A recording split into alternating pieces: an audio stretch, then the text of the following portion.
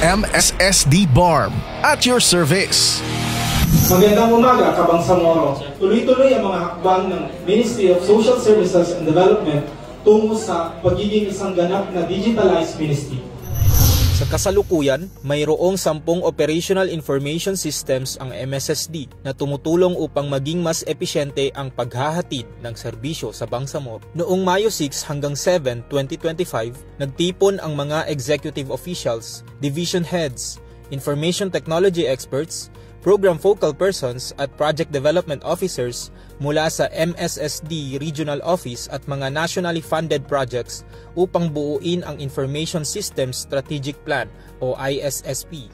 Sa pagbuo ng ISSP, tinalakay ng mga partisipante ang kasalukuyang digital transformation efforts ng MSSD.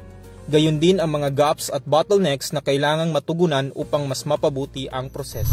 Development for the leadership of the MSSD. That's good kasi we can see digital solutions to certain problems and issues that we encounter every day. But getting there, we really have to be careful and we really have to be thorough just to ensure inclusive yung approach natin. Hindi diba? So, we see the benefits now of digital transformation. And sometimes there are some forms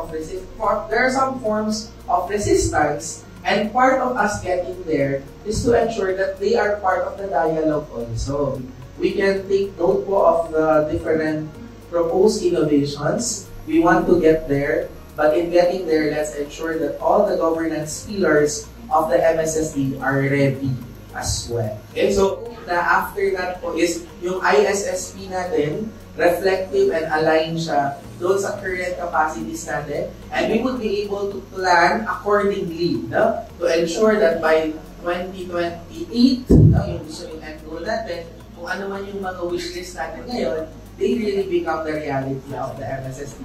And hindi lang sila manatiling bilang plano. No? Ang ISSP ang magsisilbing roadmap ng MSSD sa strategic na paggamit ng Information and Communication Technology o ICT at matiyak na ang mga inisyatibo ay nakaayon at pinaprioridad batay sa pangkabuoang direksyon ng ministry. Ang gawaing ito ay nakaangkla sa Enhanced 12-Point Agenda ng Bangsamoro Government, partikular sa layuning mapabuti ang accessibility at availability ng digital government, palakasin ang data privacy at security, at paigtingin ang e-governance framework sa buong BARMM. Mula ito sa General Santos City, ako po si Mati Maulana ng Regional Communications Team, Bangsamoro muna, MSSD at your service. MSSD para sa Bangsamoro.